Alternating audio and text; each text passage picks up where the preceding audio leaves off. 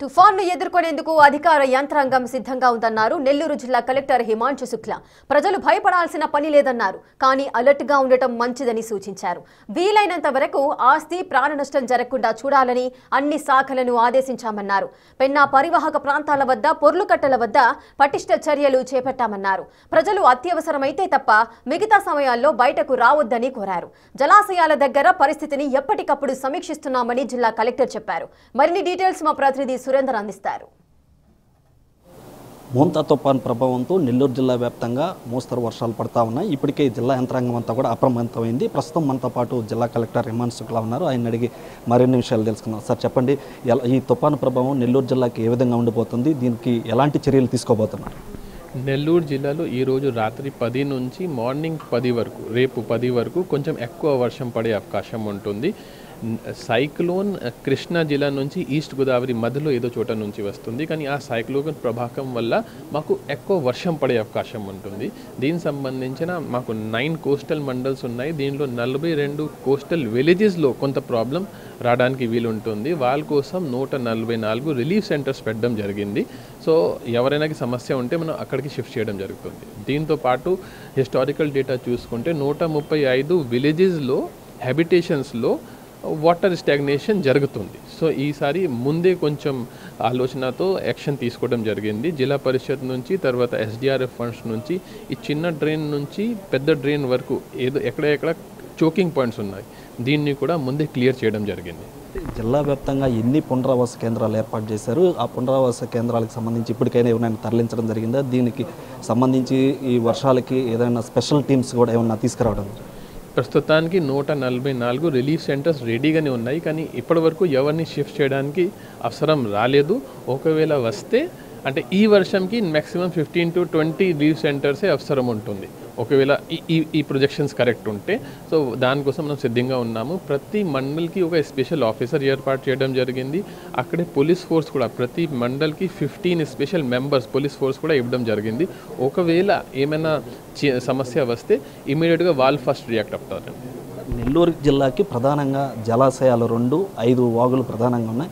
ఈ వాగుల నుంచి వచ్చేటువంటి వాటర్ కావచ్చు, ఈ యొక్క సోమశిల జలాశయం నుంచి ఎగువను కురుస్తున్నటువంటి వర్షాలకు భారీగా కూడా ఈ యొక్క వరద నీరు చేరుక ఉంది. ఎలాంటి చర్యలు ఆ యొక్క వాటర్ ఫ్లోని ఏ విధంగా సప్లై చేస్తారు? సోమశిలాని, కండ్లేరుని మనం రియల్ టైంలో మానిటర్ చేస్తున్నాము. ఇన్ఫ్లోని, అవుట్ఫ్లోని రెండింటిని కొంచెం మేనేజ్ చేస్తూనే వెళ్తున్నాము. ప్రస్తుతానికి ఏం ప్రాబ్లం లేదు. ఫ్యూచర్లో కూడా మోర్ దెన్ 2 lakhs వెళ్ళకుండా మేము ఇప్పుడు ప్లానింగ్ చేసాము. నా దగ్గర సోమశిలలో 5 TMC కుషన్ ఉంటుంది. ఆ కుషన్ని సరిగా వాడుకొని outflow less than 2 lakhs maintain చేస్తూ ముందుకు వెళ్తామండి. జిల్లాలో ప్రమాదకరమైనటువంటి రహదారులు కావచ్చు, ఈ యొక్క రైల్వే గేట్లు కానీ ఏమైనా గుర్తించడం జరిగింది? అది గుర్తు చేయడం జరిగింది. కొన్ని గతంలో రైల్వే లైన్స్ ఎట్లాంటివి జరిగింది. నేషనల్ హైవే యాక్చువల్లీ ఎంత ప్రాబ్లం లేదు. యాక్చువల్లీ ఒక ఫ్లైఓవర్ వచ్చిన తర్వాత నేషనల్ హైవేలో ప్రాబ్లం రావడం లేదు. కానీ కొన్ని జిల్లాలో ఎక్కడెక్కడ PR రోడ్ని RNB రోడ్గా కన్వర్ట్ చేయడం జరిగింది. అట్లాంటి 25 చోట్ల క్రాస్ డ్రైన్స్ ఉన్నాయి. ఆ క్రాస్ డ్రైన్స్ మామూలుగా ఓవర్ఫ్లో అవుతుంది. దీన్ని మనం ఈరోజు ఏం చేయలేము, కానీ ఫ్యూచర్లో ఖచ్చితంగా అక్కడ కొంచెం హై లెవెల్ కన్వర్ట్ ప్లాన్ చేస్తున్నాము. ప్రస్తుతానికి వాళ్ళకి కనెక్టివిటీ పోదు, వాళ్ళు వేరే విలేజ్ ద్వారా వెళ్ళవచ్చు. గతంలో కూడా ఈ యొక్క పెన్నా పరివాహక ప్రాంతంలో ఫ్లడ్ వచ్చి ఇబ్బందులు పడ్డారు. దాదాపుగా సోమశిల నుంచి ఇటు 125 కిలోమీటర్ల మేర ఈ యొక్క పెన్నా పరివాహక ప్రాంతం కూడా ఉంది. దానికి సంబంధించి చర్యలు తీసుకోవడంగా నేను ఒకవేళ 2 లక్షల 3 లక్షలు అవుట్ఫ్లో ఉంటే మీ చెప్పిన కింద ప్రాంతంకి సమస్య వస్తుంది. సో మనం ఆల్రెడీ 40 చోట ఈ వనరబుల్ పాయింట్స్ ఐడెంటిఫై చేయడం జరిగింది. గవర్నమెంట్తో మాట్లాడి ఇప్పుడు 3.57 crores ఈ బలహీన పాయింట్స్ కోసం శాంక్షన్ కూడా చేయడం జరిగింది. వర్క్ కొంచెం ఫాస్ట్గానే జరుగుతున్నాయి. నెక్స్ట్ 1 or 2 డేస్లో ఆ వర్క్స్ కూడా కంప్లీట్ చేసుకొని ఎటువంటి ప్రాబ్లం రాకుండా చూడడం జరుగుతుంది.